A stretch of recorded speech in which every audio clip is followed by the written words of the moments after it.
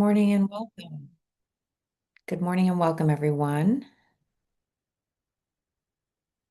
Welcome to today's webinar. As usual, for those who have been here before, we're going to give it a few minutes to give our friends and colleagues a chance to log on and settle in. But in the meantime, please feel free to drop your name and your organization into the chat so we know who's here with us today.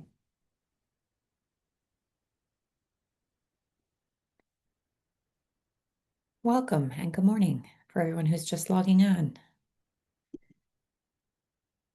Good morning, Mimi.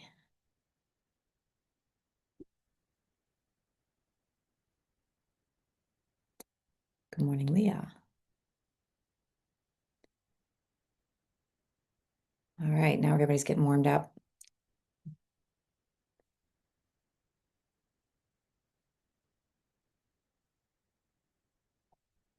Good morning and welcome.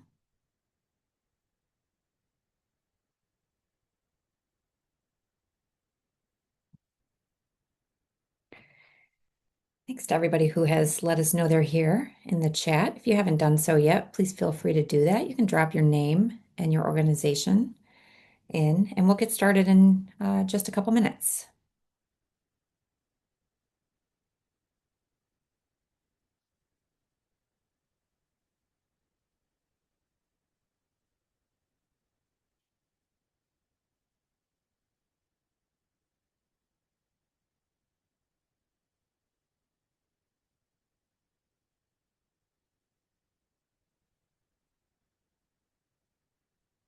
To those of you who just joined, uh, welcome to the webinar. We're going to give it just one more minute before we get started. Good morning, Katie and Deborah.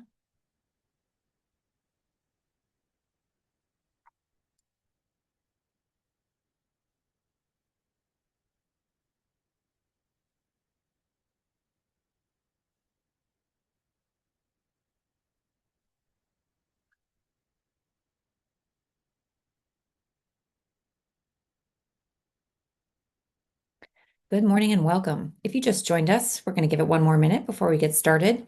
You can feel free to introduce yourself in the chat if you haven't done so yet.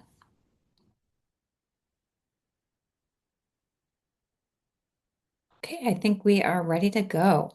Good morning, everyone, and welcome to today's webinar. My name is Laura Brooks, and I'm with the Community Mental Health Board of Oak Park Township. For those of you who are new to our professional development workshops, welcome. And for those who have been here before, welcome back. On behalf of the Mental Health Board and River Edge Hospital, thank you for taking the time to be with us this morning. In addition to our speaker, who I'll introduce in a moment, I am joined here today by my colleague from the Community Mental Health Board, Melissa Lobring, as well as by Fatima Villasenor from River Edge Hospital. Before we get started, we have just a few housekeeping items to go over. First, our speaker would like this to be an engaging workshop, so if you haven't done so already, please feel free to introduce yourself in the chat, just your name and your organization. If you are experiencing technical difficulties at any point this morning, please chat the hosts, and we'll do our best to address that. Next, our presenter has saved some time for Q&A. If you have questions for him, feel free to drop them into the Q&A so we don't lose them in the chat. Also, he has built in a brief break midway through today's presentation, so we'll all have an opportunity to step away a little bit for a few minutes to grab a coffee or a tea or water refill, or to stretch or do whatever we need to do. Finally, and importantly, I want to cover our CEU procedures. To be eligible for CEUs, you must participate in at least 75% of today's webinar, and you also must fill out an evaluation by the deadline. Due to requirements implemented by the state related to CEUs for virtual workshops, you will now also have to complete a post-test, passing with a score of 80% or greater in 3 attempts by the deadline. We will post a link to the evaluation and to the post-test in the chat at the end of today's webinar, so you'll be able to fill them out immediately.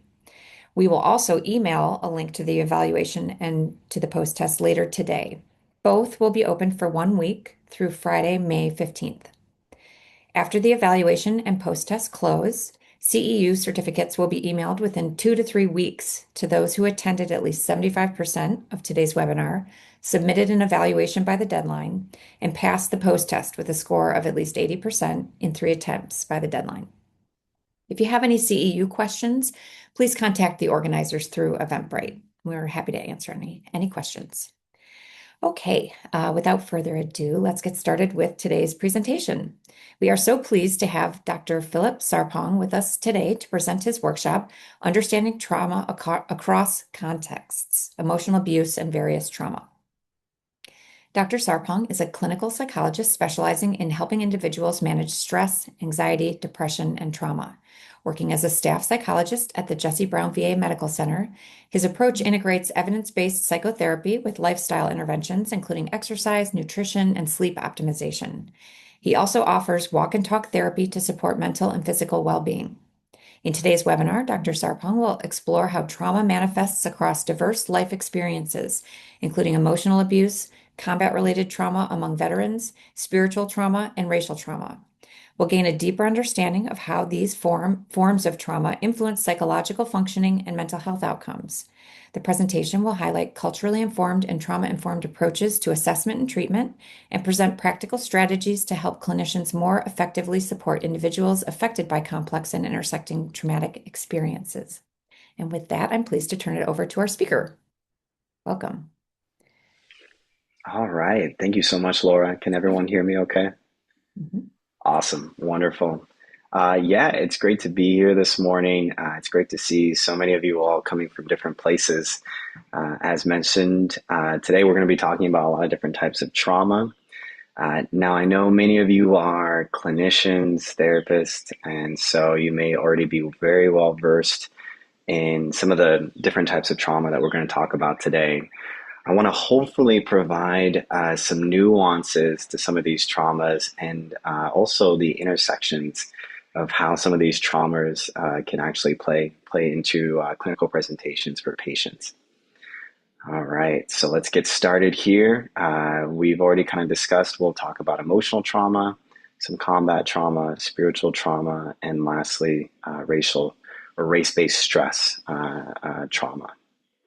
One of the things that I think is so important is that we do talk about some of the key features of trauma. So before we get into those 4 categories later today, I want to talk about just the broad overview of trauma. We'll also talk about some of the psychological and cultural factors that impact trauma and influence and shape trauma experiences. We'll definitely talk about approaches, strategies, different clinical interventions that we can see across diverse populations as well. So when we talk about trauma, of course, we're going to have to talk about PTSD, right? There's the DSM-5, the diagnostic framework, and clinical overview of what exactly is PTSD. This is sort of a general overview or definition. Right, you can see here on your screen. One of the things that we know about PTSD is that it does involve persistent, distressing memories associated with some type of traumatic event that happened. You can think of, if a person went through a really serious car accident, they might now face a lot of distressing memories and intrusive thoughts based on that incident. And they also might be impacted. They might have some nightmares, some flashbacks of the experience. I have so many patients where, based on where they were traumatized in terms of the environment, whenever they go near that environment, they start to get hypervigilant symptoms. They maybe go into a restaurant and are automatically looking and assessing where are the danger points. They're counting all the exits in the room. They oftentimes feel like they have to have their back against the wall. They don't like people walking behind them. They're constantly looking over their shoulder, right? I have a lot of patients where when it comes to grocery stores, they hate going to the grocery store because there's a lot of aisles. And when you go into a grocery store, it's hard to see what's around the corner. And so they don't like the element of potential surprise. And so you can imagine, when these things are going on day in, day out, there's a cognitive load that's taking place, right? There is an incredible amount of emotional cognitive load and burden that is impacting the daily functions of this individual. We'll talk a little bit about some of the criterion A, B, and C aspects to diagnosing PTSD just briefly. I know many of you are already acquainted with this, but when it comes to direct exposure, we're talking about either witnessing or experiencing any experience that could be associated with death, serious injury, physical, emotional, psychological, violence, or abuse. When it comes to those intrusive thoughts, we're talking about the memories, the flashbacks, the nightmares. When it comes to avoidance, I have a lot of patients, and many of you may have patients where they're going to avoid the people, places, or situations that could trigger those memories and those intrusive thoughts. We also are going to see a lot of different things take place when it comes to cognition. So there might be negative alterations in beliefs or mood, perhaps dissociation, diminished interest in activities. We're going to see a lot of hyperarousal and reactivity, perhaps exaggerated startle responses. I've worked with a lot of patients, combat veterans, who hate July 4th because of specifically the fireworks. The fireworks kind of take them back to a place of bombs and turmoil, and the loud noise kind of shocks their system back into some of their experiences in the military, right? And so all of those, just those general things, can give us an idea of what specifically people are going through. One of the things that's interesting is that I've worked in different types of PTSD clinics, and many of them are maybe a little bit more stricter in terms of how to diagnose PTSD. Many of them talk about how you need to have that criterion A, exposure level trauma. You need to either witness or experience something that's life or death or involves some type of physical, emotional, or sexual violence. And then I've worked in other PTSD settings where maybe someone didn't have that criterion A exposure, but they went through significant amounts of stress, right? They still had those intrusive thoughts. They still were avoiding people, places, or situations. They still had that hyper arousal. So there are some nuances to potentially how people might diagnose PTSD, but in general, you're going to see some of these five tenets. One of the things that I think is also important to talk about is that typically we'll diagnose PTSD, right, when symptoms persist for more than a month. We are going to see that impairment in social occupational functioning. That example that I presented with the person, let's say, going through a serious car accident. Let's say from that moment on, they are having a hard time getting back into a car. Because it triggers so many memories and thoughts and emotions. That could impact their commute to work, right? So now, how are they going to get to work if they normally were commuting by driving a car? Maybe now they're going to take public transportation. Maybe they don't have access to public transportation. Maybe that extends their work commute even further. Maybe now there's sort of this social avoidance of getting into a car or driving, right? And so we see that potential trauma now impact their occupational well-being and social health as well.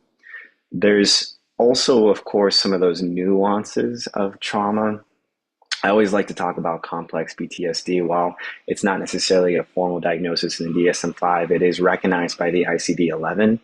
And I think, when it comes to complex trauma, this is where, from a clinical presentation, I see a lot of patients where maybe they don't have that criterion A, traumatic event, physical, sexual, emotional violence.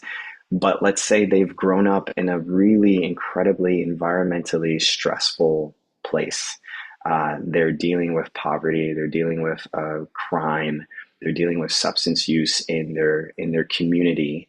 And maybe there's not a lack of neglect in the home, but there might be some lack of emotional intimacy. Maybe they have family members or caregivers that are so busy working 2, 3, 4 jobs just to make it to the next month and pay the bills, that there's just a lack of emotional connection, right? And so that's a nuance of trauma that might explain, for example, when it comes to children, a lot of misbehavior in school systems. we see that there's actually a lot of misdiagnosed children who are coming from in poverty-stricken areas, misdiagnosed with ADHD or bipolar, when maybe there's potentially some underlying trauma. Now, it doesn't mean that they could still have ADHD, they could still have bipolar, they could still have all of those three different things, including trauma. But what is the underlying concept or conceptualization at play? I think that's where complex PTSD maybe sometimes starts to fill in the gaps of that gray area and helps us to be able to understand maybe mental health diagnosis from not just that individual perspective, but I think also more importantly, that social element as well. So, for example, if you put that child in a healthy environment where there's access to really good education and funding and being in a safe environment, what is that going to lead to in terms of their behavior or their attention at school or even their interactions with other people? So, just a few things to kind of think about there. One of the other things that, of course, I can completely nerd out when it comes to just talking about some of the neurobiology of PTSD in general. And so I'll go through this briefly, but we know the prefrontal cortex is a really important area of the brain. It's responsible for judgment, decision making, rational thinking. But unfortunately, this is also where a lot of intrusive thoughts can also take place. This is where some nightmares, flashbacks can kind of impact that executive function and cognitive, the cognitive load that happens for a lot of people can sit in this area. Of course, there's so much mention of the amygdala and social media and a lot of just in general with patients coming to me talking about the amygdala from a video that they saw on YouTube or social media. And we do know that the amygdala is an important area. It's the fear center of the brain. It's where, when they've done a lot of imaging studies for people who are diagnosed clinically with PTSD, they found that the amygdala was 2 to 3 times larger in these folks than people who did not have PTSD, right? So we know that this small little area, the fear center, can have a pretty significant impact. And when it's enlarged, it becomes hypersensitive. More people have a stronger sort of reaction to potential stress. There's the HPA axis, which is sort of it talks about how, from your adrenal glands, it releases so much cortisol that impacts that fight or flight or freeze mode. It increases our heart rate, it increases our blood pressure. It can then dysregulate eating patterns. If you have a combination of nightmares or flashbacks that are going on, now that also impacts your sleep, right? And then overall, we see all of these things coming into play that's really impacting people's ability to focus, to concentrate, their memory, their irritability. Outbursts are common that I've seen in terms of folks who are clinically diagnosed with PTSD, on top of all of the avoidance that's happening too as well. So one of the things that I've started to do the last couple of years is, especially for folks who have PTSD, I've noticed that sometimes I need to first kind of start to treat some of their sleep patterns before we really fully dive into the PTSD treatment. And so I've started to include things like cognitive behavioral therapy for insomnia or cognitive behavioral therapy for nightmares, because if their sleep patterns are so incredibly impacted by their trauma, it's hard to start to do the deep work of the trauma treatment. So I started to include that, right? And so many of you might see different patterns and different clinical presentations yourself when it comes to your patients, dealing with all of these things from a cognitive load perspective to the hypervigilance, the distress that they feel in their mind, but also in their bodies, and then also from that social element as well. So this is just a run through of some of the things that we've already talked about: the prefrontal cortex, the cortisol dysregulation, sleep, and the nightmares. How I've started to go into some sleep treatment. One of the things that I think has been incredibly helpful for me is working with medical providers as it relates to sleep. We have had patients go through a lot of sleep studies to see if there is a certain maybe clinical diagnosis of a sleep pattern that is kind of underlying and impacting their ability to sleep. Sometimes medical providers can provide medication. Maybe they can provide the sleep study and they can go through the results with patients. But whether it's CBTI or CBTN or just general sleep hygiene, I think that's been really important and integral in my work with trauma specifically.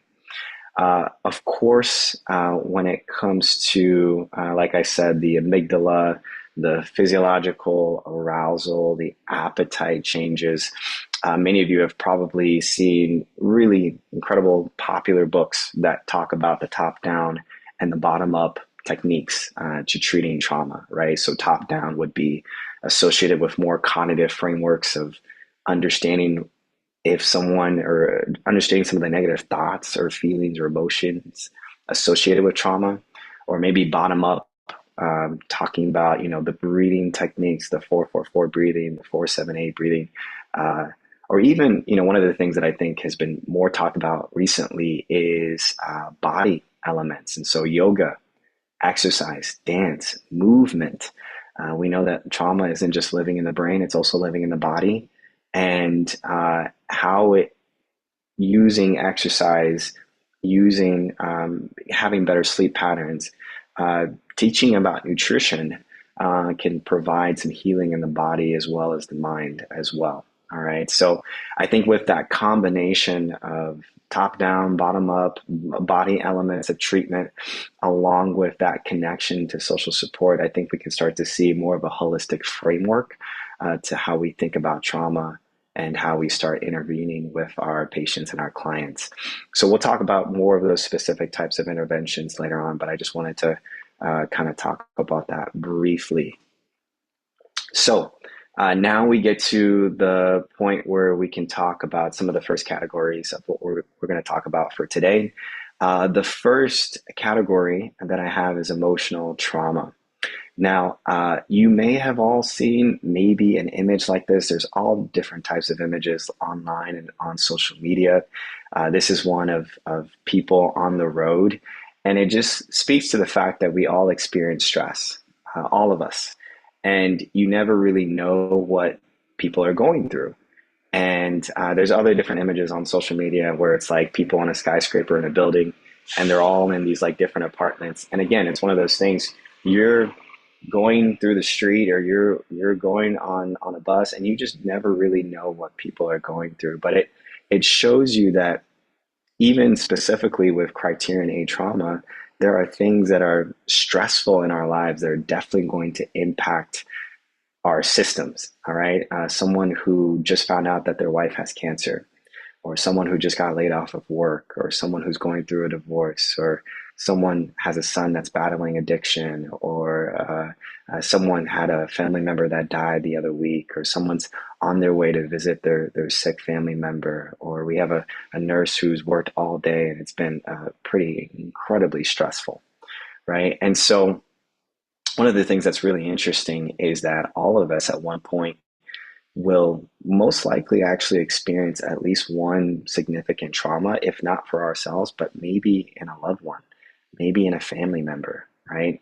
As clinicians, we know that there's vicarious trauma. So we talk about trauma all day long to our patients. And how is that? How are those stories that our patients are telling us? How is that impacting us and our ability to cope and our ability to have still emotional bandwidths to hear those stories and to still display compassion. So all of those things are definitely going to impact us. I think some other things that I didn't mention here that I'm just even thinking about is also addiction, right? We know that there's multiple different forms of addiction. Gambling addiction has come up more in social media and more up lately because it is sort of this silent killer in that a lot of people are exhibiting a lot of suicidality. You could have someone who's gambling online and you wouldn't even know it because it's all online, it's all on their phone. You have no way of finding out, right? And then before you know it, they're in incredible amounts of debt, and that suicidality, that the struggling in silence becomes such a significant component of their mental health.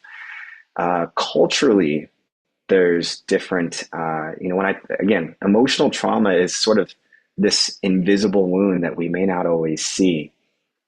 For me, myself, I was born in Ghana, so I immigrated to the States when I was pretty young. I have dual citizenship in Ghana and here in the U.S. And in my culture specifically, sometimes there's you put on a happy face no matter what. No matter what you're going through, no one's going to be able to tell. Sometimes, I've seen in other patients, there's a spiritual bypass. We'll talk about spirituality a little bit later on, but there's a spiritual bypass that happens where people feel like no matter what, I'll just pray it away, or I'll just put on a happy face. And then it leaves no room to have conversations about mental health, right? We know that spirituality in some aspects can be really good and healthy, but if it's bypassing the real vulnerable conversations about what someone's going through, how is that going to impact a person long term? I have an example of a patient of mine that's going through chronic pain, and they're a teacher, and they go to school, and their students would never know that they're going through something difficult. The staff would never ever know, but they go to school, they put on a happy face, they do what they need to do, and they come home and they are completely debilitated by their chronic pain for the rest of the evening, right?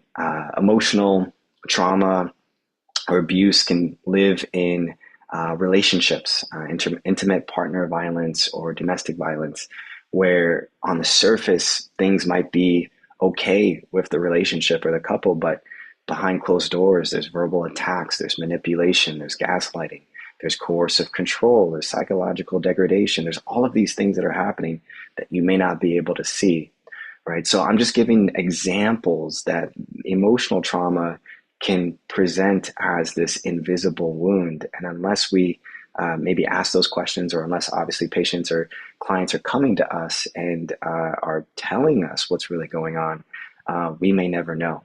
But suffering in silence can really cultivate a sense of shame and self-doubt and identity erosion. And I think it could also lead to some of the complex PTSD symptoms that I was talking about earlier. We can see disrupted attachment from healthy social, attachment figures. The social connections that people should be attached to, healthfully attached to, could be disrupted. And then that emotional dysregulation can continue to kind of pick up a little bit. One of the things I've started to include, I should have mentioned it on the slide, but I started to include a lot more assessment. And there's the ACEs, the Adverse Childhood Experiences Survey. It's a 10-item questionnaire, but it's used to basically assess just general amounts of trauma for someone in their time before the age of 18. And I think it's really helpful. I think it provides an element of just understanding the emotional wounds that someone has picked up over time, over the course of their life, to a point now they're in their 20s or 30s or 40s and beyond, and they're coming to you for therapy, and they've gone through different chapters of hardship in their life. All of that, I think, can contribute to some of the PTSD symptoms that we might see. So the next form of trauma, and for each of these, you could probably do a whole workshop, right, on each and every single one of these different types of trauma. But we're going through these pretty quickly. We'll talk about the intersections and we'll talk about some of the nuances. But combat trauma is one that I think, unless maybe you personally work with veterans, maybe you're a veteran yourself, maybe you have family members or friends that are veterans. Unless you know about the military culture and the military environment, you may have no idea veterans' experience. Specifically, I work in the VA, and so I see veterans in the VA. And there is a particular type of trauma, of course, that they've gone through. Many of them are combat veterans, meaning that they have gone, they have fought, they have seen things, and that the regular civilian just doesn't experience. And no matter how many stories I hear, there's no way for me to really fully connect to their experience in terms of what they've gone through. Many of the veterans that I work with are Vietnam War era vets. And so if you're familiar with the history, like I said, perhaps you have family members who were in the military during that time. But during the Vietnam War era, there was a lot of mixed feelings of war. It was a very conflicting time in our country and the world. And a lot of veterans came back with a mixture of pride, of confusion, of anger, frustration, and on top of all of the combat related trauma that they went through. So you have that intersection right there in terms of what they have experienced and what their some of the national related pride that is conflicting with what they've seen. One of the VAs that I've worked in has one of the highest percentage of Black American veterans, and so there's that element or that intersectionality of race. You look at their combat experiences, you look at some of their racial experiences within the military, and then when they come back to civilian lifestyle, you look at how that combat related history is now interplaying with some of the racial experiences that they might have. One of the things that I think sometimes people don't always understand is that, the interesting thing about veterans is a common misconception that I get is that all veterans have PTSD. And that's actually technically not the case. I've worked in a lot of PTSD clinics where we do formal assessment, multiple sessions of just assessing to see whether or not a veteran has PTSD. And from a research perspective, only about 20% of veterans actually have PTSD. So it's not the majority. Many veterans actually will come back and they'll function really well in their home life, in their work life. And so there is this myth that every veteran is traumatized, and that's not necessarily the case. You know, as human beings, we are all likely to experience some type of stress and significant trauma in our lives, but it may not mean that we then go into the form of clinical traumatic presentation and diagnosis of PTSD. And so, when I see those things, I think sometimes there's kind of like these two things that are happening. One is that for those who are traumatized, who have gone through those difficult things in the military, we need to provide care and healing and bring awareness. And at the same time, the second thing is that for those who, even though they've gone through those experiences and maybe aren't presenting with those clinical presentations of PTSD, we also should highlight the positive in that there is this form of natural resiliency in human beings. It's not to excuse the trauma, but it's to say that, oh wow, this is incredible that this isn't the majority of the population that goes through combat trauma, combat experiences that are now most of them are traumatized. That's not the case. And so I think speaking to that resiliency, but also speaking to the fact that we still need to give and pay attention to the care of individuals who have experienced some really traumatic things. Now, resiliency is something that we'll talk about later on, but it can be learned, it can be cultivated, it can be grown. People talk about resiliency all the time. Why are some people resilient than other people, right? Two people can go through the same car accident. One of them is traumatized by the experience. The other person's able to go to work the next day as if nothing happened. Is it genetic? Is it environmental? Is it because the other person has a better social system, a more forgiving boss? Who knows, right? There's so many elements that play into it. But I think that helps us to understand the broader framework of how trauma might be experienced for individuals. One of the things I think is really important to talk about when it comes to combat trauma for veterans is moral injury. Now, if you've never heard of what moral injury is a distressing, a distress that happens when someone feels like they are going against a deeply held belief. Now, one of the things that we know is that uh, for the most part, right, for most people growing up in America, we are taught, right, that murder is wrong, that doing harm to another being is wrong. But we also know that there's complexities of war, and there's going to be casualties, and there's going to be things that people are going to be asked to do that maybe they don't want to do. And so I have a lot of veterans who come back and they say that I did things that I'm ashamed of. I did things that were wrongful. I did things based on someone commanded me to do that, and I had to do it. And one of the things that sometimes we don't always understand, at least for me, I didn't really fully understand about military culture, is that for many veterans, right, or for many people who go into the military, they are especially in combat, they're trained to kill, right? And coming back from the military to civilian lifestyle, that's something that you can't really unlearn. Especially when you were in the military and things were scheduled for you. Every minute, every second of your day was scheduled, and you were around these people all the time. That really became your core identity, was military. And so for you to come out of the military, to come back to civilian lifestyle, to be trained in all of the things that you used to do, that these skills don't really transition well into civilian lifestyle, is a huge shift in transition. So even though many of you may not be working in the VA or working with veterans, you might have patients, whether currently now or in the future, that are veterans. Maybe they're not getting their full care in the VA. Maybe they're looking into the private sector for a clinician. And so talking about these experiences or asking them questions might be really, really helpful to gain some perspective about their experience.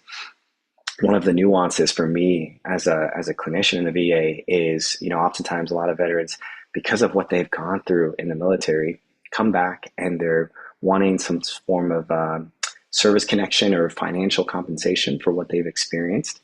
And that means that through service connection, they might be eligible to get some form of free healthcare in the VA system. And that becomes an interesting dynamic because for me as a clinician, I have veterans who come in and I don't do those assessments on whether or not they're going to get financial compensation. I'm doing assessments based on treatment and clinical and therapy and things like that. But there are these institutional things that are now coming into the therapy room, right? So when we're talking about anxiety or depression or PTSD, there's these elements of institutional difficulties that veteran might be experiencing.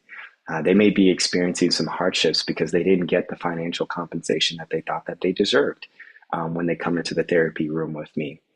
They also might be experiencing the moral injury that we talked about in terms of what the things that they did in the military and how there's shame that's been built up because of that. They also might be coming from the perspective where when they were in the military, they were doing incredible things. Like they were basically handling equipment that's like millions of dollars, billions of dollars. They're driving ships, right? They have all of these things on their resume when it comes to the military, but when they come here and they try and find a job, I have a veteran who literally like was the driver and he in some cases builder of some of these ships in the military. I come back to America and they're trying to find work and they're not able to find work.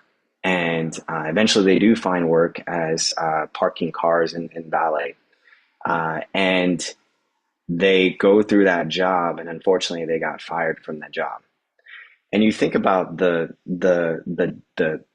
connection there between in the military, they were doing this prized, amazing job, right? Handling equipment that was millions of dollars, billions of dollars. And now they come back, they have a hard time getting a job, they get a job, they park cars, right? And then they get fired from that job. And so the fall from what they felt like they were primed to do, they learned to do to the point of trying to formulate some sort of new identity can be incredibly difficult. And so I think that's why I've learned, whether in VA format or even outside of the VA, anytime that other veterans can get with other veterans and have those shared experiences and share stories with one another and share stories with people that really know what they went through, that know what they experienced, that understand that is such a pivotal factor. So if you ever do have veterans who come and see you for therapy or clinical work, you can always ask them if they have a group of other veterans that they talk to. One of the things I've noticed is that veteran social support is an amazing buffer against stress, anxiety, depression, especially when veterans just have other people that they can talk to that understand the veteran experience. And so I think that's something to kind of consider when it comes to working with veterans or even understanding what veterans the conflicting tensions that are happening with veterans when they love that they serve their country, but then there was things that happened, right? And then now they're trying to transition back into civilian life. The next form of trauma that we want to talk about is spiritual trauma. Now, for me, I actually graduated from a program that integrated religious spiritual health into its curriculum. And so we learned a lot of religious spiritual interventions that would help people in a therapeutic way. And so it would be evidence-based spiritual interventions. And of course, this was consensual.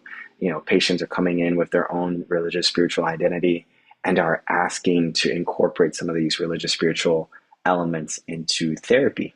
A lot of evidence shows that healthy religious spiritual coping can provide incredible amounts of mental health benefits, can lower depression, lower anxiety.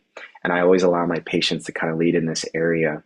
And so one of the first points of contact typically that I ask patients is, are they religiously, spiritually active, and how much of religious spiritual beliefs are integral to their life, and if they would like to incorporate it within therapy.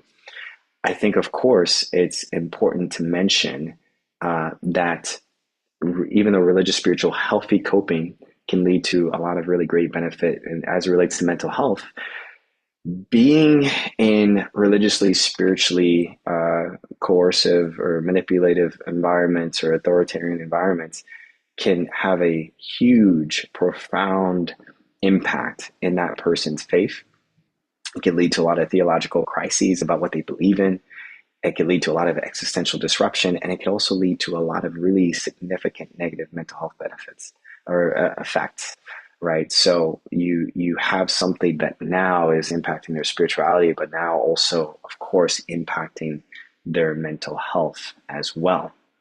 And so I also get people who come in and they've gone through really negative religious spiritual situations, and they're looking to deconstruct. They're looking to try and process through what happened. They're wanting to keep that individual's spiritual element that was healthy for them, but then figure out why there was religious abuse, or figure out why there was such rigid doctrine, or why they couldn't really be themselves in certain religious spaces.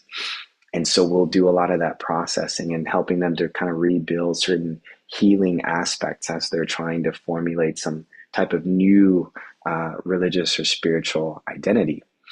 And so this becomes really interesting, because one of the things that I've done with as part of a research team where we consulted with different clergy across Chicago, worked with a lot of churches, pastors, and things like that.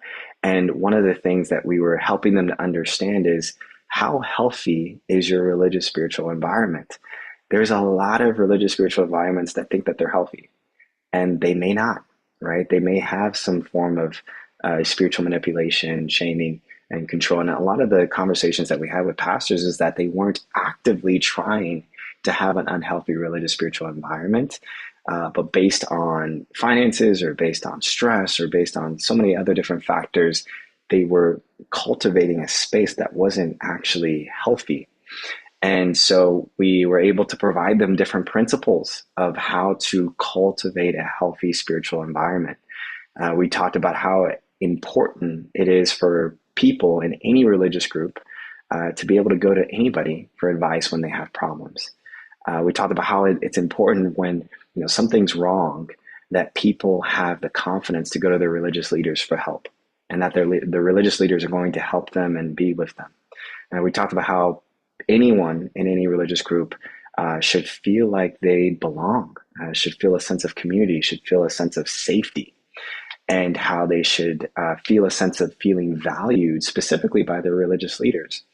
We talked about the power dynamic between leaders and members of a congregation, right? That there's a power dynamic that's there, that they need to be mindful of that, especially as it relates to, bidirectional impacts of respect and listening. And that people in general need to feel close to other people in their religious group in order to have some of the healthy components of religious spiritual identity as well as mental health. And then specifically that they should be able to trust their religious leaders, right, as it relates to finances and how they're taking care of things. And often we just met a lot of pastors who were just overburdened by just doing so much. They were doing marriage counseling, they were doing family counseling, they were taking care of spiritual areas of the church. And we talked about, the intersection of mental health and religion and spirituality, being able to delegate, being able to provide mental health resources for people in their congregants. A lot of the clergy felt like they were competent in a lot of mental health analysis and assessment, but they weren't. And so realizing, the boundaries, the scope of practice that they could do based on, what type of training that they had for certain levels of counseling. I presented a few screening scales towards the bottom. You can see the RBTSSS, Religious Spiritual Trauma Screening Scale, that assesses whether or not someone has experienced a lot of religious spiritual trauma, and then the RSS, the Religious Spiritual Struggle Scale, that talks about, again, how healthy is a religious spiritual community. If the evidence shows that healthy religious spiritual coping can be a great benefit for people, but on the flip side, we have to understand that there could be religious spiritual abuse and unhealthy religious spiritual coping factors that are not only going to impact someone's spirituality, it's also going to impact their mental health and the way that they see the world, and anxiety and depression and things like that too. So wanted to kind of talk about some of those assessments. We'll talk about, again, some interventions later on towards the session, but I just wanted to present that as we're going through. Okay, I'm just keeping an eye on time. We'll take a break in about 10 minutes or so. We'll get through one more of the racial elements of what we're talking about for today. So let's see here. Racial trauma, right? This is what exactly, this is kind of a hot topic in many aspects. What is defined by racial trauma? The thing about racial trauma is that there's so many elements of this, and I think there's a lot of definitions out there that can be confusing, and there's a lot of terminology, but just for the basic analysis of this, we'll kind of keep it brief. Racial trauma encompasses any type of psychological harm, could be caused by individual acts of discrimination, institutional racism, which we'll talk about what that really looks like, in some forms of systemic oppression as well. I think one of the things that, to kind of just break this down a little bit more in kind of bite-sized pieces, when it comes to individual internalized racism, one of the things that I've seen as a provider, a person of color, a lot of people come to me because I'm a person of color in terms of being a provider, is the internalization of negative racial stereotypes. I'll talk about some of the studies that we've done and that we've been able to publish, but we know that there are negative racial stereotypes that people of color will see on TV, or in books, magazines, and social media. And whether it's negative displays of people of color, whether it's sort of these negative displays of seeing them, seeing all people of color as rappers, or seeing all people of color as criminals, or seeing all people of color as addicted to drugs, or whatever it is, right? Those negative racial stereotypes can be internalized over time. And they can lead to a lot of self-doubt, a lot of shame, and they stem from a lot of the societal messages that are in the world. We also know that there's psychological effects of this that can then impact anxiety and depression and hypervigilance, and can lower people's sense of self-worth. That then impacts coping behaviors, that impacts their stress physiology, and then their health behaviors over time. I'll give you a few examples of this too. There's an aspect of colorism, right? So within one racial ethnic group, there can be colorism and hierarchy, whereas darker skinned individuals can be seen as ugly or not as smart, and lighter skinned individuals can be more accepted. We can also see distrust. I've had many Black American patients that come in, and they come to see me for therapy, but they don't like to, when they're looking for a lawyer or they're looking for an accountant, they're not looking at Black accountants. They're not looking at Black lawyers. And they're only looking or choosing other races. And we investigate that a little bit more, and they find that there's some distrust because there's that internalized shame for who they are in their own skin. There's a distrust for other people in their racial group. We see people that might choose to ally with someone else if they're a different race. And it's not to say that they're just working with people of all different diversities and color and race and ethnicities, but there's a hierarchy within their mind. They're putting themselves at the bottom, and they're putting other races or ethnic groups above themselves, and that's then impacting how they treat themselves and how they treat other people of the same race. So that is one of those things that's nuanced, that's a little bit subtle. You may not see that like display, but I think it's important to have those conversations and those questions in therapeutic settings. Interpersonal racism is one of the things that's more commonly known, right? If you There was a study that was done that asked white Americans what they believe race is and the concept of race, and many of them talked about racial slurs. They talked about microaggressions. They talked about discrimination in workplaces and schools. And then they asked the same question to Black Americans, and most Black Americans answered that there was institutional effects of race. And so that's why it's always, when you ask those questions, it's always good to ask people what they mean by that, because you might have someone who's talking about the interpersonal effect, and you might have someone who's talking about more of the systemic effects.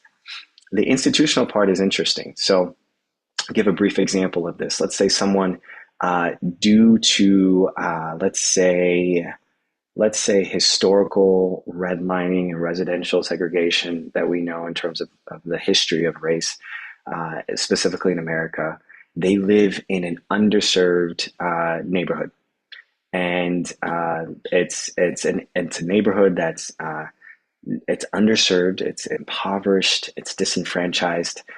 We know that someone who lives in an underserved area is, as a child or as a student, is going to have unequal access to education in terms of school funding, in terms of resources. So we're automatically, based on where someone lives, going to see disparities in their education, right? This is why parents try so hard to live in a nice area that has a nice, good school system, and they put their kids through private school, because we know that from success, the general idea of success is that the best predictor of success is educational attainment.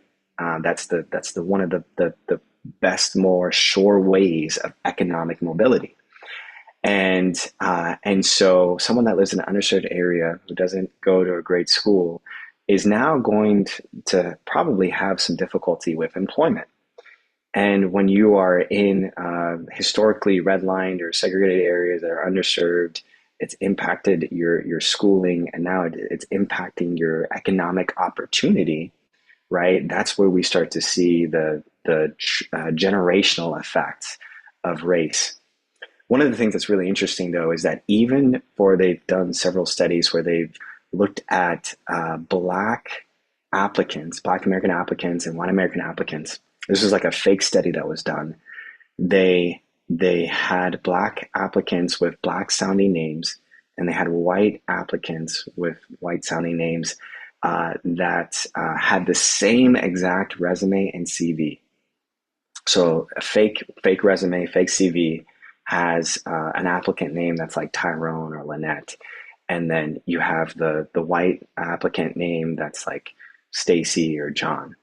And apologize to anyone here that has that name, but they had these Black sounding names and the white sounding names, and they posted these resumes and CVs to all these companies. What they found was that there was like 20 times more callbacks for the white sounding name than the Black sounding name, even though there was the same exact resume.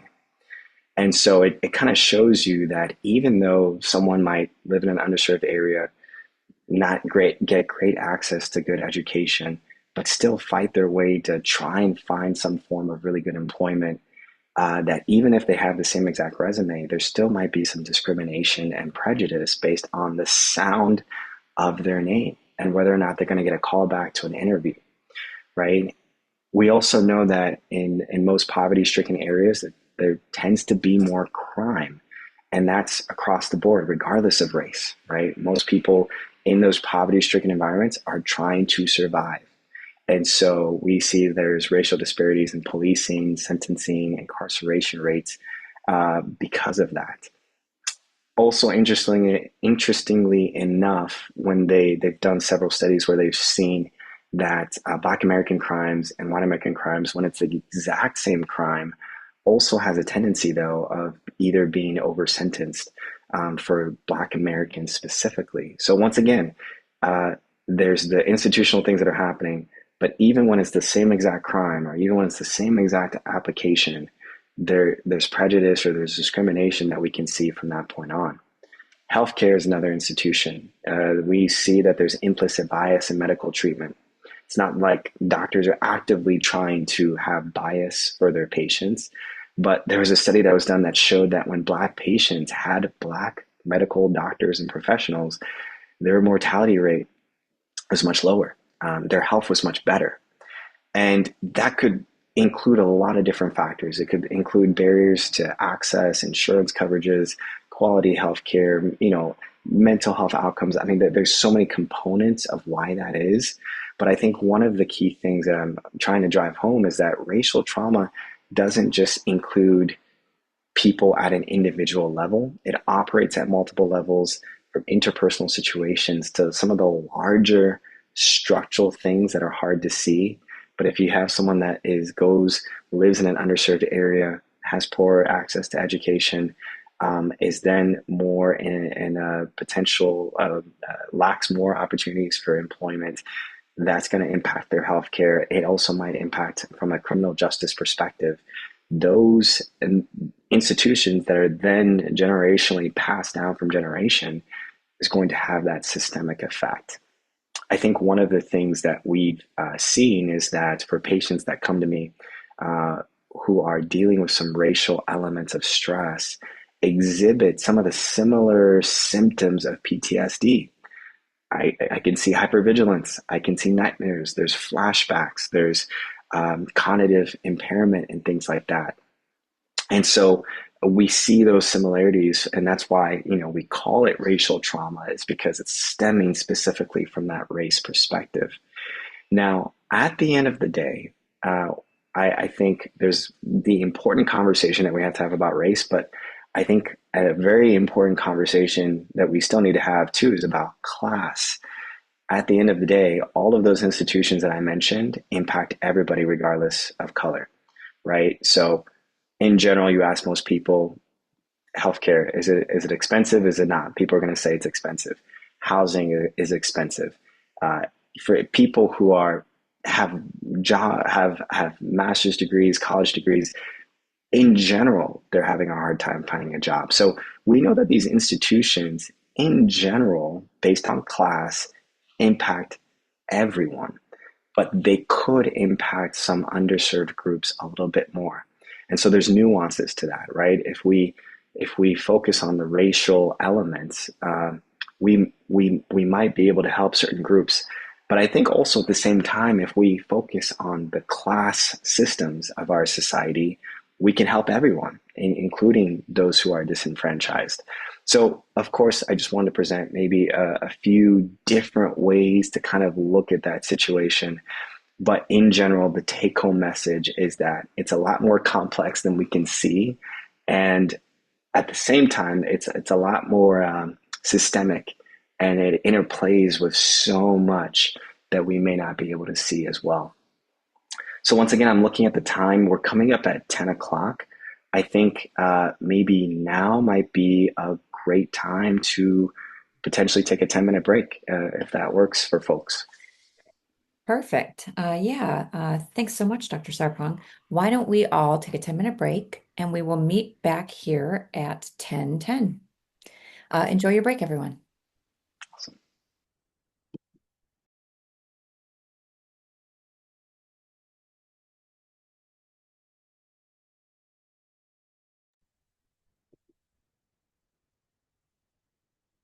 Hello, and welcome back from the break, everyone.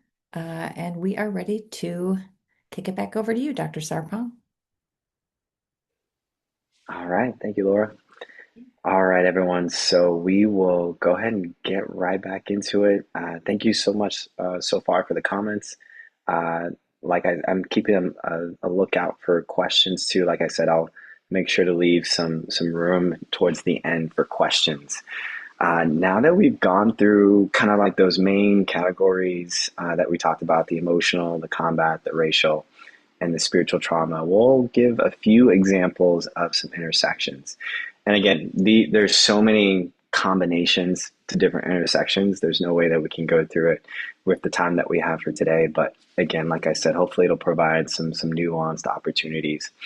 I kind of already mentioned a little bit of some combat and racial related trauma. So I've worked with veterans who have gone in combat, military veterans. They have experienced racial experiences within the military. I've had veterans who talk about having sort of race riots and race fights when they were in the military. I've had a veteran who there was a lynching attempt on his life in the military with other comrades, and so these are really, of course, intense, imagery.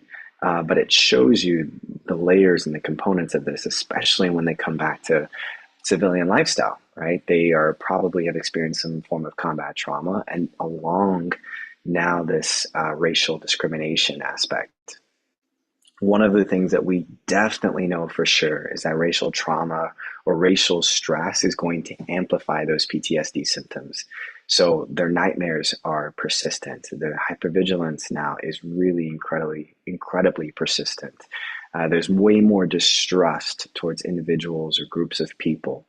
And so they could also come back to the States and see a lot of perhaps their white counterparts get jobs a lot faster, maybe do better in life, get financial compensation a lot quicker or more efficiently, right? So now that's exacerbating what they went through in the military or what they were experiencing.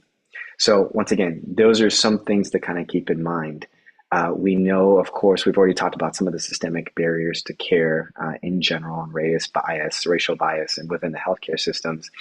One of the things that I've started to use, especially when patients are coming in with some form of racial related stress, is I will use the RBTS scale, which is the race-based traumatic stress symptom scale.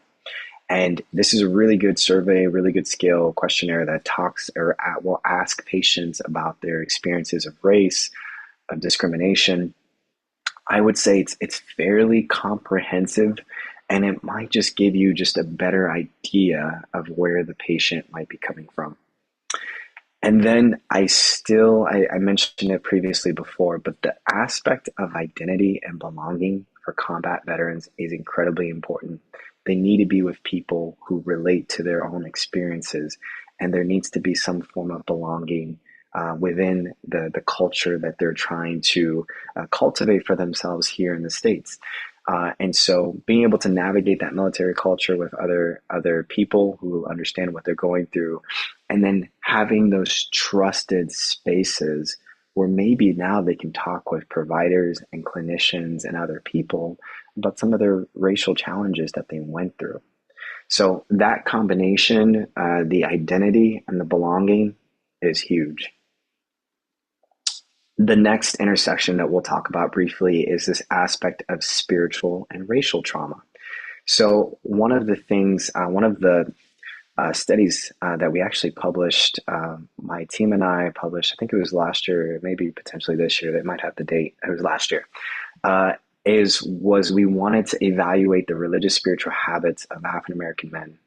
And we wanted to see for African American men who were in healthy religious spiritual environments, right? So healthy religious spiritual coping, how they were using those coping mechanisms to help with their race related stress and maybe potential underlying race based trauma.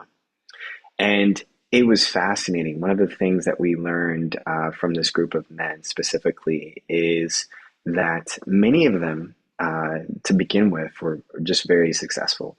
These were individuals who had bachelor's degrees, master's degrees, were doing very well economically, social economically, and things like that.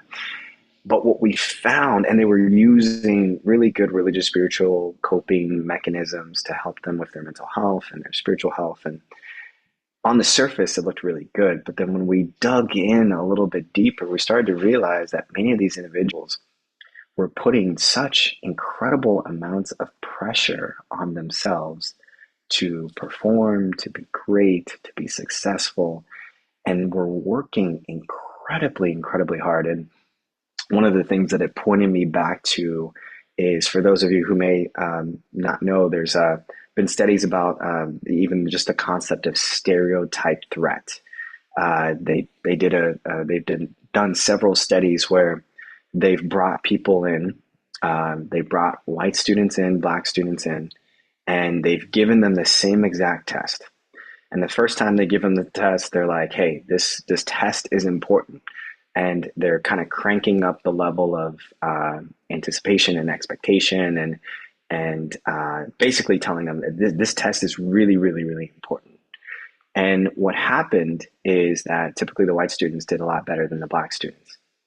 They did the experiment again. They brought the black students in and the white students in. Again, they gave them the same exact test, but this time they changed the format a little bit of what they told them.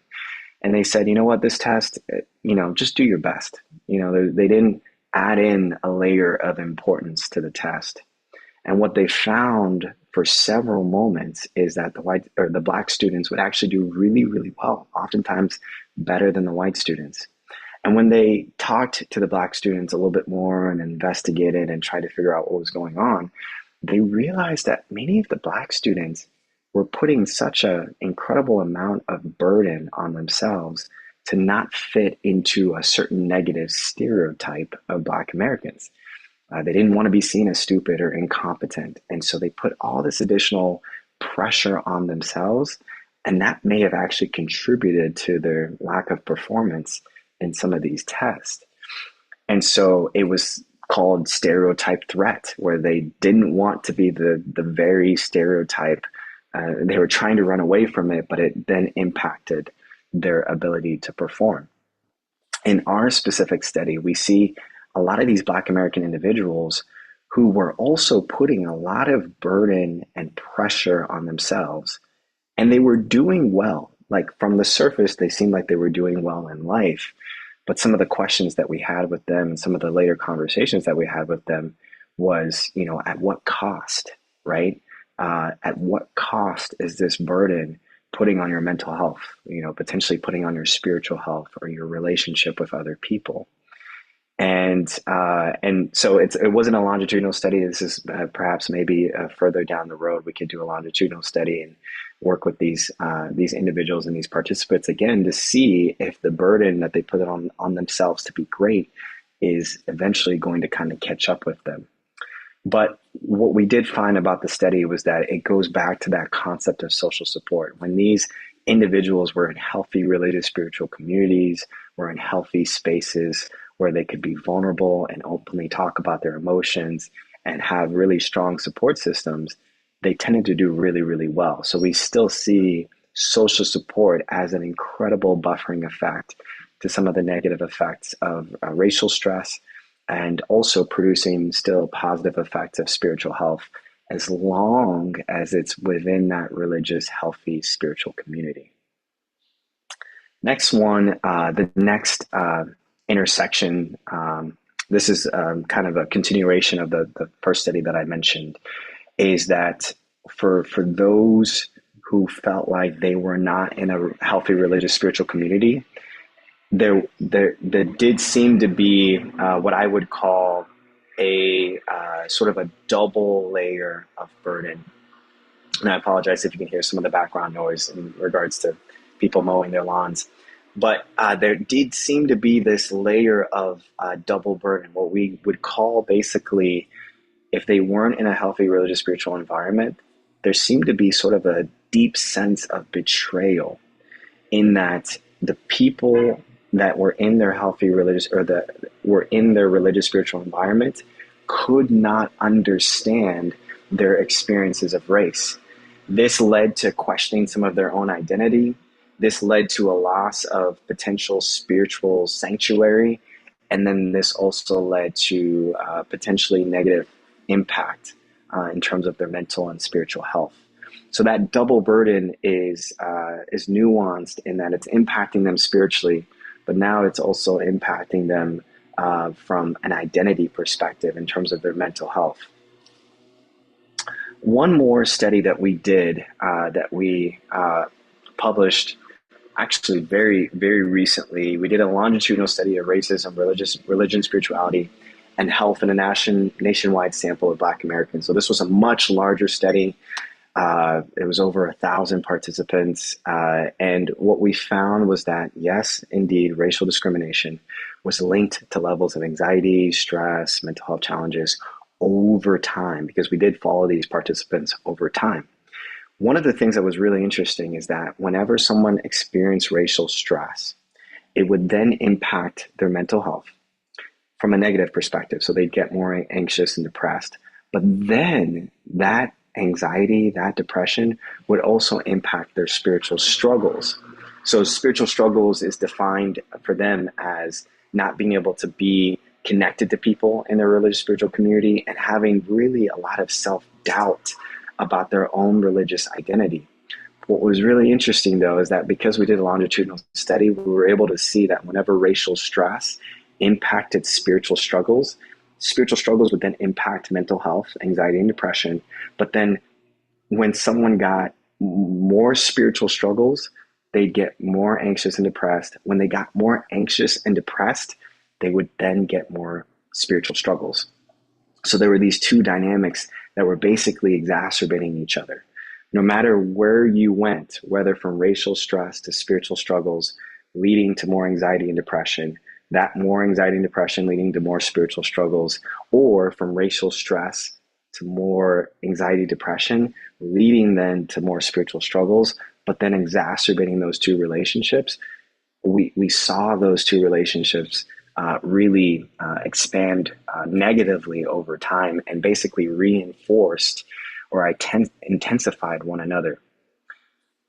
Even in this study, we still found that strong social support from family, friends, and faith communities did protect against some of those negative health impacts. And I think one of the things that we found throughout a lot of the studies that we've looked at is that whenever there is that healthy collaboration with clergy and mental health, that is truly supporting the biopsychosocial spiritual framework of a lot of our patients, because now mental health professionals can do what they're trained to do, and a lot of the clergy can do what they're also trained to do, but can collaborate in terms of meeting the gaps of a lot of patients and also a lot of their members. I also wanted to talk about this intersection. I know that I didn't necessarily explicitly mention addiction as a form of trauma in this presentation, but one example of how addiction is kind of impacted with racial trauma.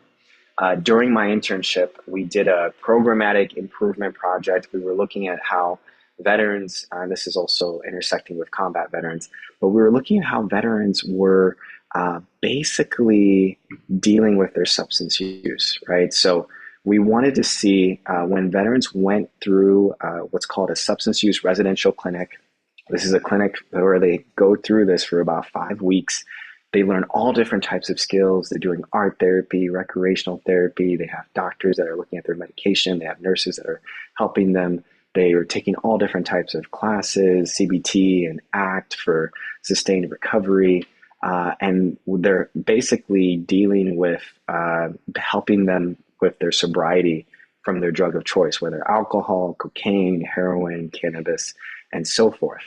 And what I wanted to do is that I wanted to see for those people who went through that course or that the substance use residential clinic, I wanted to follow up with them 6 months and a year later to see if they had sustained recovery. And if they had sustained recovery, I wanted to see what helped them, what truly helped them to sustain recovery. I anticipated that doing things like 12-step and outpatient programs were going to be significant factors for their recovery. Here's what we found. What helped them in recovery was healthy religious spiritual coping, social support, and physical health were like the top three things that helped them. And towards the end, it was 12-step and outpatient. Now, what was interesting is that when we asked them more questions, it seemed like 12-step and outpatient programs maybe helped them in the beginning of their program, getting them into the clinic, helping them with their medical and mental health. But then towards the later stages of their recovery and their sustained recovery, if they already had a healthy religious spiritual coping, that seemed to help the most. But also 100% social connection seemed to help them from a sustained recovery perspective. So this is another example of how addiction or substance use is playing into elements of combat trauma related to the veterans who went through this program. And also, many of these veterans reported some racial experiences within their time in the military and also after coming back to civilian lifestyle. The other thing that, of course, we don't have all the time in the world to go through all the layers of intersections of trauma. We know that trauma and emotional trauma, specifically, like I talked about in the beginning, is intertwined with so much of our identity and our lived experiences for each individual person. There's gender identity forms of trauma, where we see that trauma can stem from discrimination or violence that invalidates experiences based on one's gender identity or expression. We know that there's sexual orientation stress, where experiences of homophobia, biphobia, transphobia, violence due to someone's sexual orientation can absolutely have an impact on their mental and physical well-being. Disability trauma is something that isn't talked about a lot, but when people are having experiences that arise from having, systemic exclusion because of their physical and mental disabilities, that's something that we definitely should talk about. Overall, minority stress trauma, there's something called minority stress theory that talks a lot about the cumulative stress that builds upon a marginalized group, often due to chronic prejudice or even discrimination. Economic trauma. I mentioned, moving conversations from not just talking about race, but talking about class, because class affects all of us, right? When trauma, is stemming from prolonged poverty, financial insecurity, homelessness, systemic economic oppression or instability, that's going to weigh on someone's mental, physical, and emotional or spiritual well-being. Also want to talk about even age-related trauma. Again, this is something that is not always talked about. There are vulnerabilities, unique vulnerabilities for those who are in different life stages. Discussions of elder abuse or neglect is something to definitely talk about. And then there's nationality trauma. Trauma from, especially for people who have come to this country. I know for myself, when I immigrated to this country, no one explicitly told me to assimilate. I clearly don't have an accent anymore, but I used to have an accent. I used to speak. I was specifically born in Accra, Ghana, so the common language there is Akan. I was bilingual when I moved, and just based on wanting to be like everybody else, I assimilated with the culture. Now, there are some really fascinating studies that have been coming up about acculturation challenges, even generations.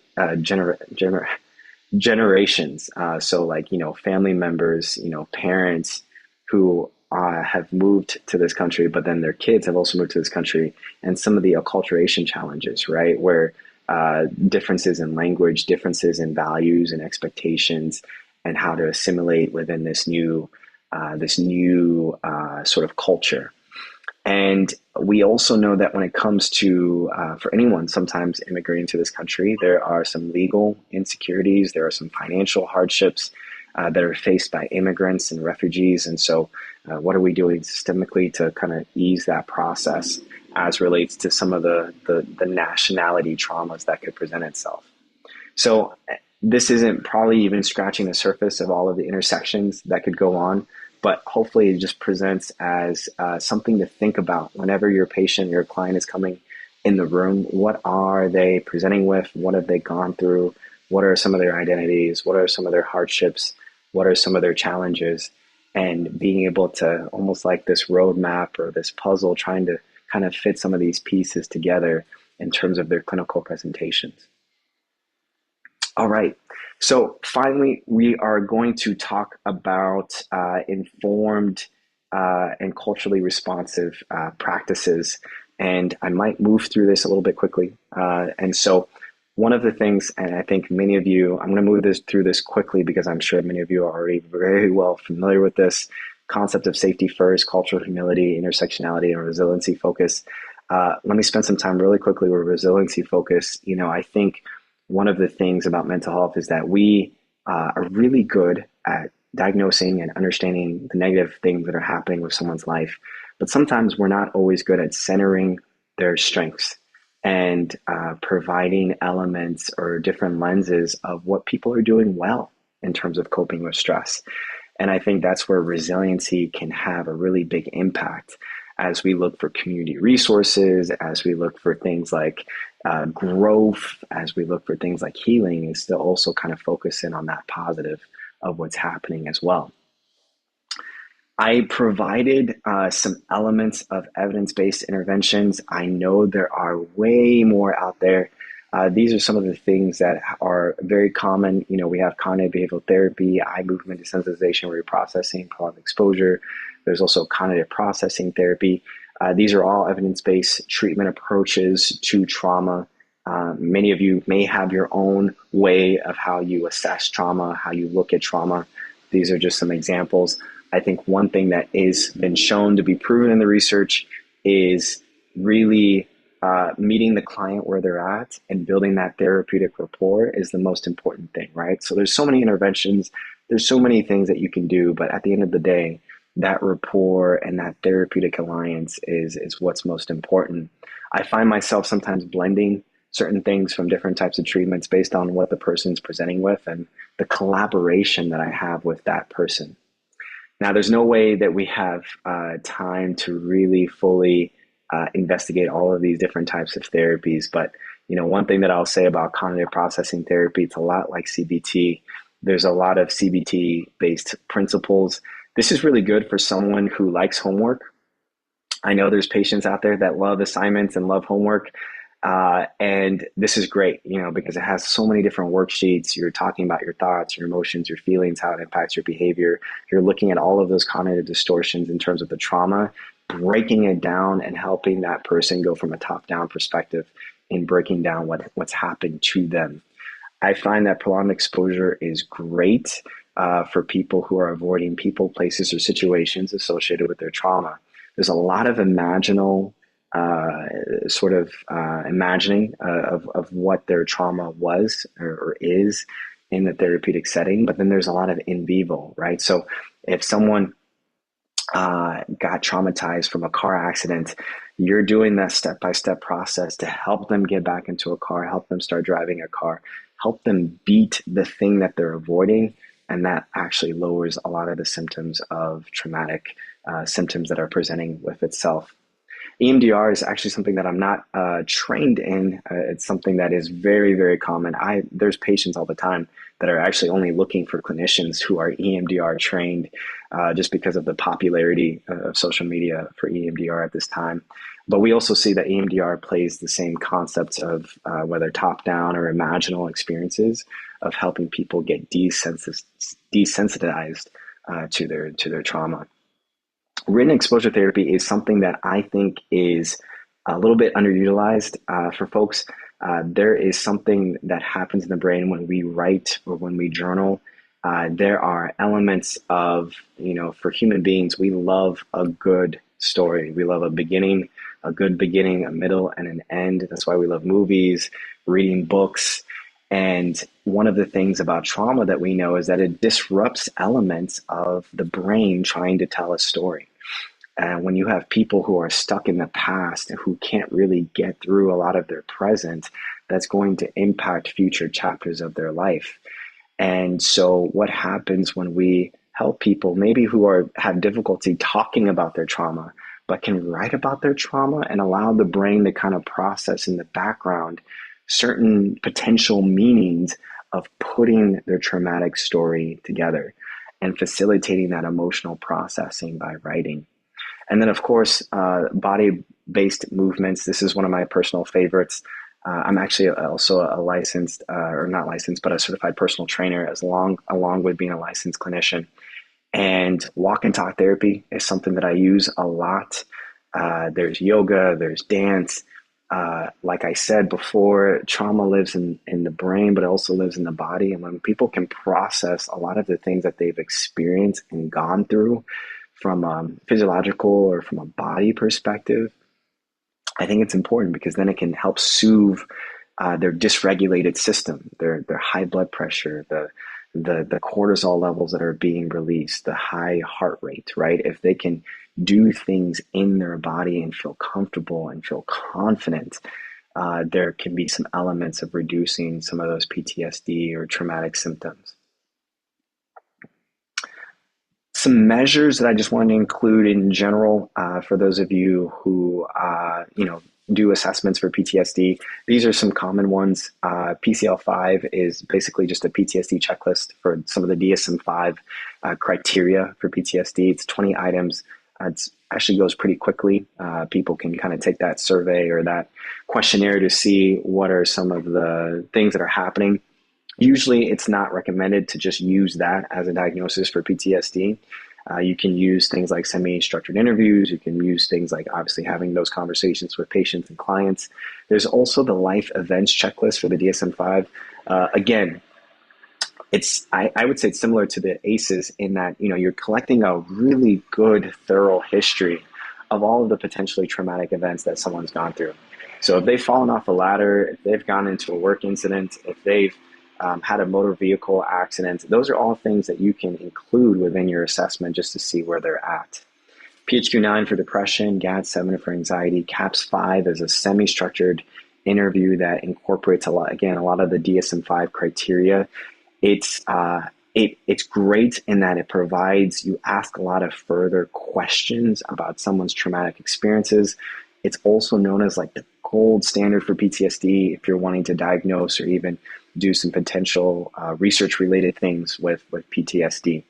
So of course you can use some of these things in your assessment. You can use none of these things if you already have a system that works well for you.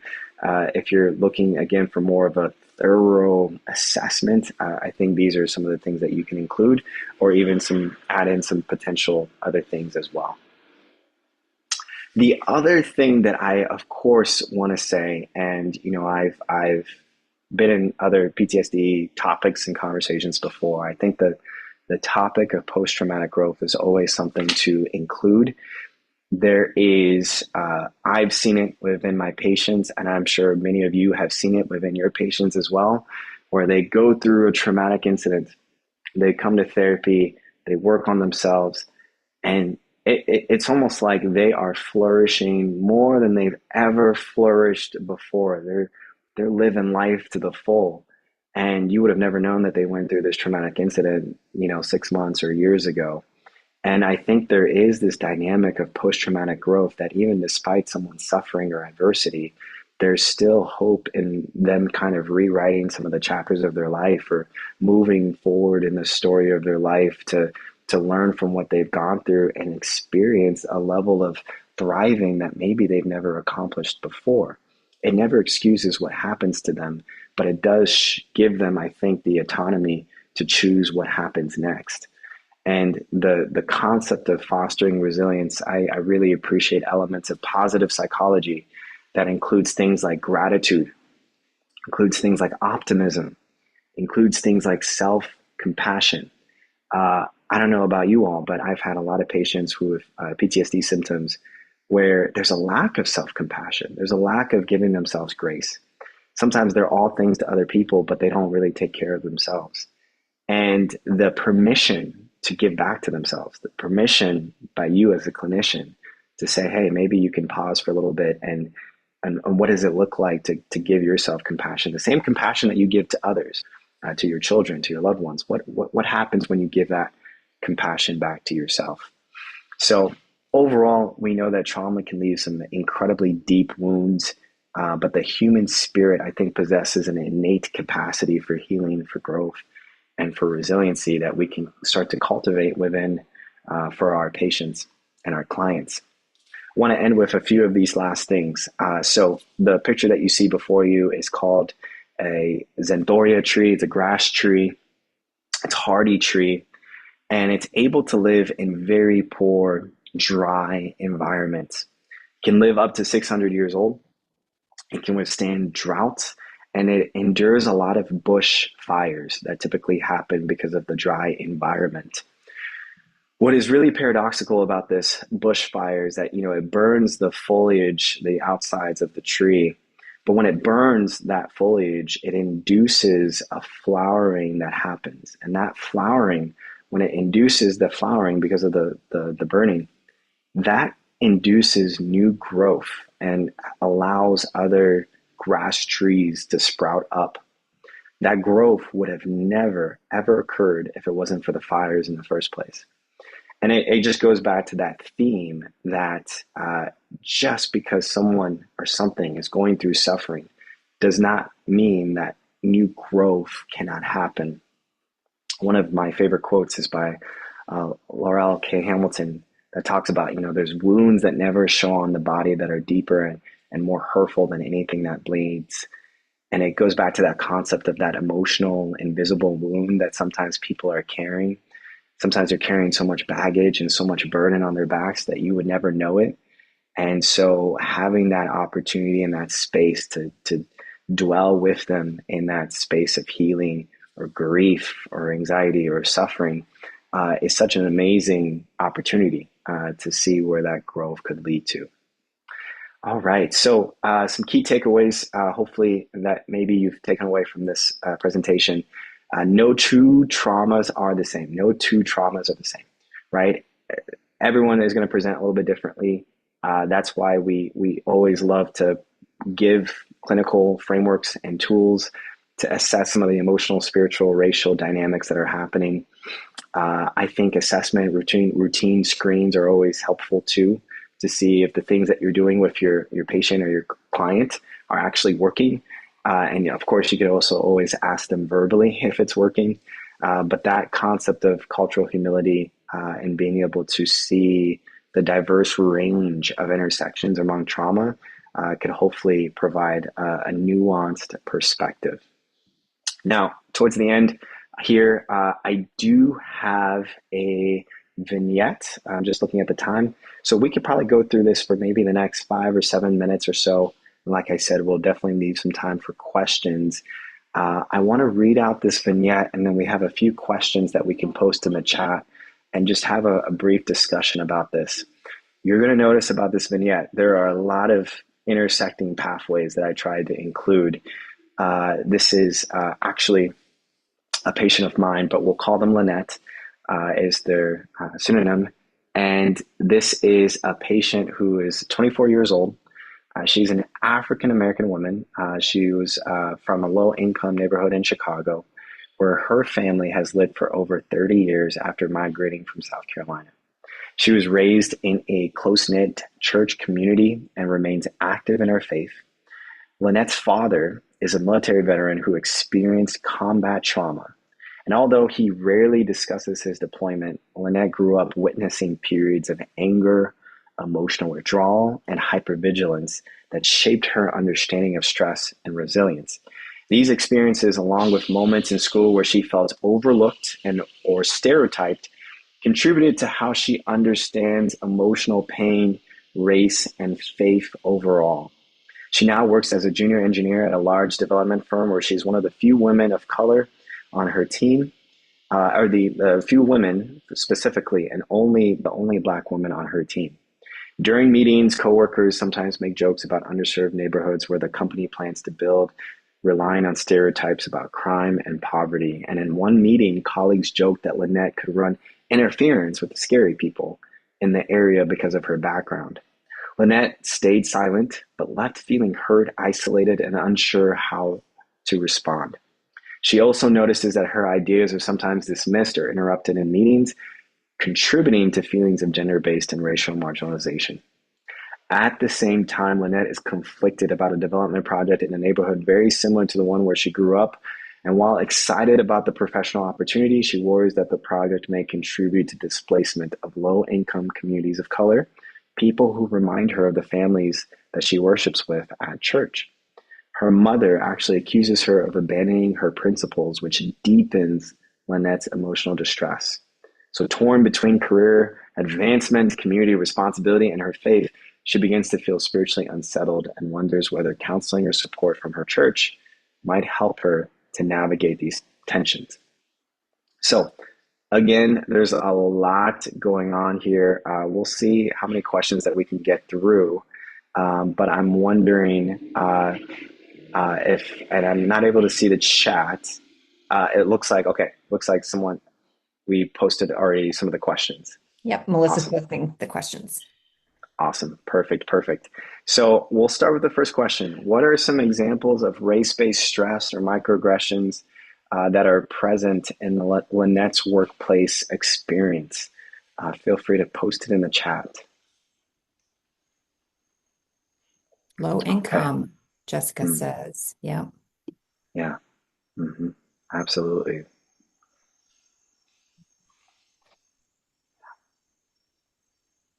And I know people are sitting behind their keyboards, they're typing, they're getting right. Here it comes. All right. There we go. Yeah. Culture, microaggressions. Her colleagues joked about her running interference. Hmm. A couple people Yeah. pointed that one out. Yeah. Yeah.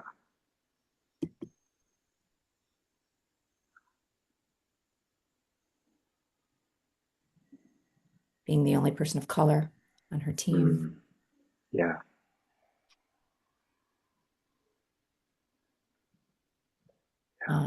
Lack of understanding of culture by colleagues. Mm. Her colleagues need this presentation, someone pointed out.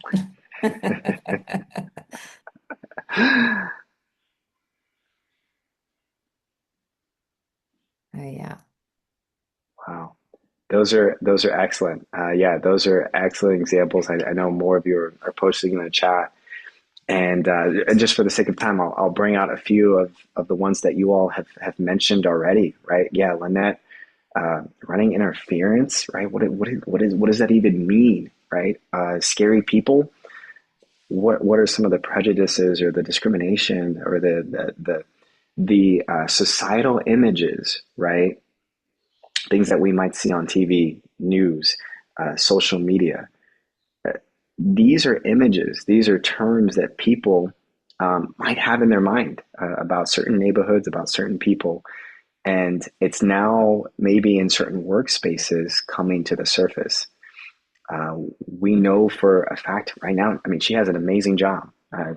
Junior engineer, her capacity or trajectory to do really well in this field for her professionally is great, but the enduring microaggressions that she has to experience as a woman or even as a person of color is not healthy, right? So great examples that you all are talking about. I'm going to move into question number two. How might Lynette's family history of combat trauma and emotional stress now influence how she processes some of these current workplace challenges?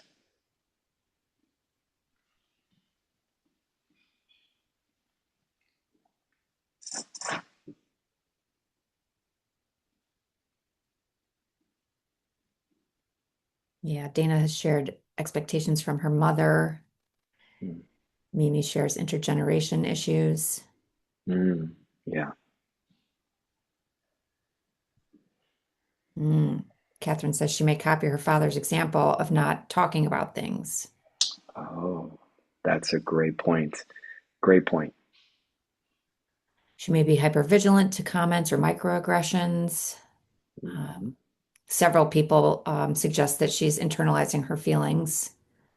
Mm, yeah, yeah.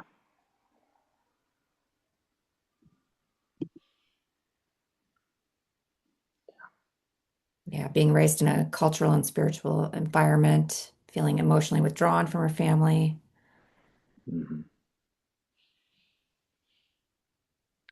Tiffany suggests that she probably didn't have freedom to express herself because of fear of reactivity, and therefore lacks those skills of advocating for herself and expressing herself. Wow. Yeah, that's great. So many great examples and points that you all are bringing up. There could be some family therapy probably within this dynamic, right? With Yeah. her father, her mother, and I'd be curious, if she wants to pursue having a family of her own, how those general impacts might impact her own family Mhm. one day as well. So yeah, absolutely, you all are hitting it right on the nail. I'm curious, moving into a third question, in what ways might gender dynamics, being one of the only women of color, affect Lynette's sense of belonging and voice at work?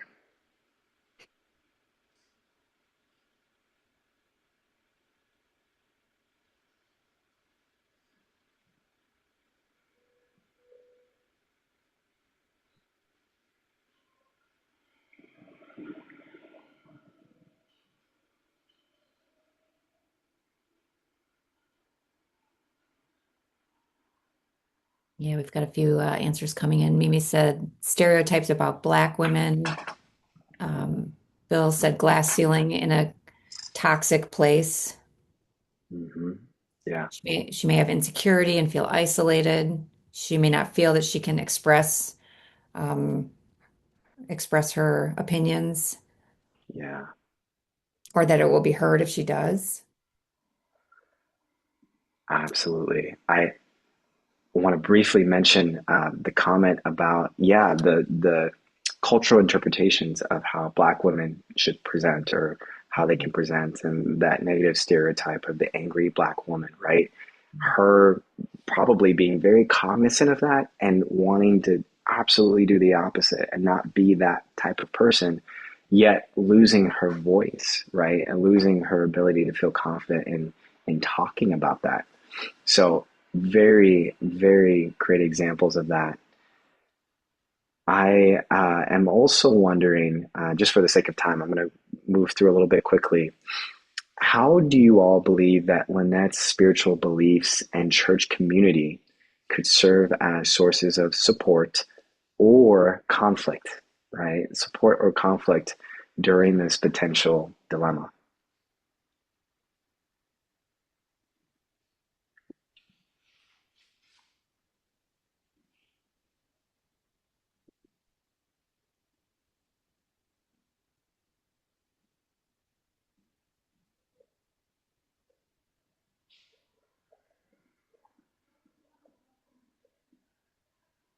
We need to get the sound effect of people typing. We know Yeah, that's what's happening. right.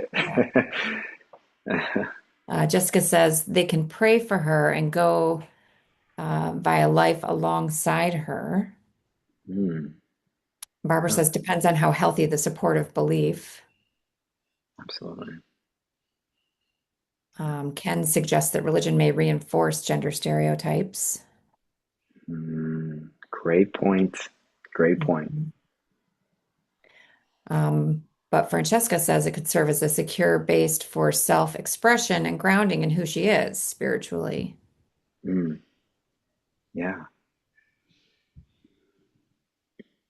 Could be a conflict if the church is not collaborating with mental health professionals and overstepping boundaries. Oh, good point. Very good point. Yeah, Bill says a blessing or a curse, challenge or support. Mm. I think that's a great way to kind of summarize that, Mhm. right? There's so much complexity when you add in maybe her individual religious spiritual beliefs along with her what she may see as expectations Mhm. for other people to have on her in her church and religious setting.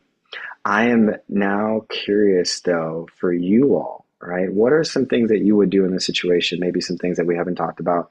If you're a therapist and clinician, you had this patient walk into your room. What questions would you want to ask? How would you want to intervene?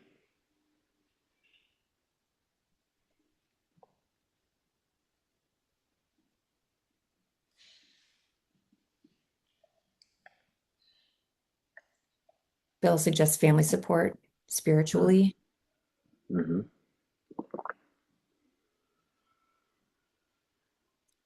Look at her perception of religion, racial identity.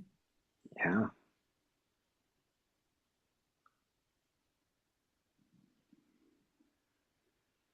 absolutely.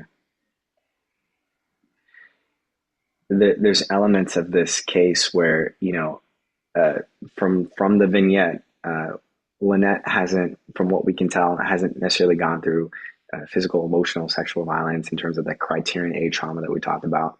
But all of the nuances of what she has gone through, her upbringing, the dynamics with her mom and her dad, the racial microaggressions that happen at work, the gender elements, uh, it provides you maybe some of that complex PTSD that we talked briefly about. But I think all of you are absolutely talking about a lot of the right things in terms of her social support, whether that's going to be family, whether that's going to be systems, whether it's going to be the church. And so that social support is going to be pretty key. So, Great. I wonder if we could move into Q&A now. Do you think absolutely. do that? Yes, Perfect. yes. Awesome, because we Uh, have a few. But I okay. wanted to stop and say, do you need to wrap anything up here? Only thing that I'll say, I know there's probably still comments going through. For those of Mhm. you who are looking for resources, I'll also be able to share my slides for you all, so you can. I don't have to necessarily go through each and every single one of these, but I think that holistic perspective when we talk about sleep, diet, exercise, when we talk about racial healing, the racial healing handbook is great for groups and dynamic work. Unapologetic Guide to Black Mental Health is great for individuals. My grandmother's hands is a great concept of racial stress and racial trauma. Working with spiritual struggles in psychotherapy is great in terms of specific interventions when you have clients struggling with spirituality. And then, of course, the self compassion workbook is my go to when it comes to a lot of that emotional trauma as well. So, yeah, happy to take questions. I know we're running out of time, but yeah. No worries, no worries. What I'm going to do real quick is do our little wrap up here of housekeeping stuff, super quick, but encourage anyone who can stay on for just a couple extra minutes beyond 11. I think we can go through the Q&A pretty quickly. But I just want to thank everybody for coming today and ask you to note the links in the chat for both the evaluation and the post test, both of which you have to fill out by Friday, May 15th in order to be eligible for CEUs. We can't make exceptions to that deadline or grant any extensions, unfortunately. So if you have any questions about that, just feel free to get in touch with the organizers via Eventbrite. So let's get into the Q&A. All right. So someone asked when you were talking about combat um, uh, trauma, what if someone was experiencing emotional trauma in their relationship, but was not aware and thought it was okay or normal? Is it still considered complex PTSD? Oh, yeah. Great question. The complexity of complex PTSD is, I think there are oftentimes a lot of patients or clients who don't know that they are in a traumatic setting, right? Mhm. And that traumatic environment has been normalized. The manipulation, the abuse becomes something that's just every day. I think oftentimes I find clients where when sometimes they move away from that abusive relationship into a new relationship and they see healthy patterns of what a relationship should actually look like, they are surprised by it. They're Mhm. sometimes repulsed by it. Sometimes they push it away because it doesn't feel familiar for them. So I think absolutely there could be traits of complex PTSD that are happening that a person just hasn't gotten to the point where they're aware of them yet. Right. Great. Okay, the next question is from Yvonne. Did you find any examples of religious affiliation that was useful in helping clients to overcome the effects of trauma? Okay, so like specific, whether it's maybe religious groups or That's what it sounds like. religious sects. Okay. Yeah. Yeah, I think the theme of even some of the studies that we've done is how people really relate interpersonally with their religious belief is probably more important than perhaps the dominant denomination or the sect, and how healthy, right, that religious environment is. Right. Uh, it's fascinating because it's such an individual perspective, but obviously you add in the religious spiritual community and all of those things, that Mhm. becomes important as well. So I think on an individual level, it's really important to have that sense of community and belonging. Yeah, thank you. Okay, Alexa asked, in terms of social connection for supporting recovery, is that general social connection or specifically with other people in recovery? Excellent question. Yes. So what we found when we were asking some of those individual questions is that we found that it was more so related to their like either family or friends or loved ones in terms of that social connection and social support. Now they were able to get healthy religious or healthy social support from 12 step and outpatient, sometimes with a sponsor and things like that. But Mhm. it seemed like most, if they were in a healthy, loving relationship, if they had really good connections with their kids or family members or really good connections with their friends, that seemed to be the core social support that we could see that was helping them with their sustained recovery. Got it. Okay, next question. Can a person experience symptoms of complex trauma even if they did not initially realize their relationship was unhealthy or emotionally damaging? Yeah, I feel like the question that, or the answer that's always given to me in some of those situations is that it probably depends. Mhm. And, yes, right. Like it could be a both and definitely a situation. I think I've seen examples of either one. And, if I think hopefully with more assessment and kind of probing, we can kind of get to the underlying aspect of where maybe some of their symptoms are coming from. Got it. Here's a real quick one. It's not the last one, but a real quick one. What was the name of the tree in referencing resilience and growing? The Xanthoria tree. I can Xandoria? Xanthoria. I'll double. Xanthoria. Okay. Yes, yes, Okay. and I'd be happy to uh, present in my slides. I'll add in a note about that so that people can Oh, see. terrific. Thank you. Um, any thoughts on equine therapy or trauma for PTSD? Yes, yes. I've seen a lot of really good research about those different types of therapies, and I think what we're learning, even as it relates to PTSD, is that when it comes to an individual and what they like to do, this is where the patient's or the client's strengths can really pull through. If I have clients who love to do artwork or who love to swim or love to spend time with animals or love to Yeah. spend, that is using their strength as a way, as a really strong coping factor for what they're going through. So if you can highlight those strengths, I think absolutely. And I've definitely seen research behind those therapies that you mentioned too. Okay. Great. Amy asked, thoughts on PTSD with family therapy or couples therapy? Yes. So I'm not, I've been trained in couples therapy. I wouldn't say can call myself a couples therapist. I know there's different, whether it's family systems or different attachment style levels of intervening in couples or family therapy.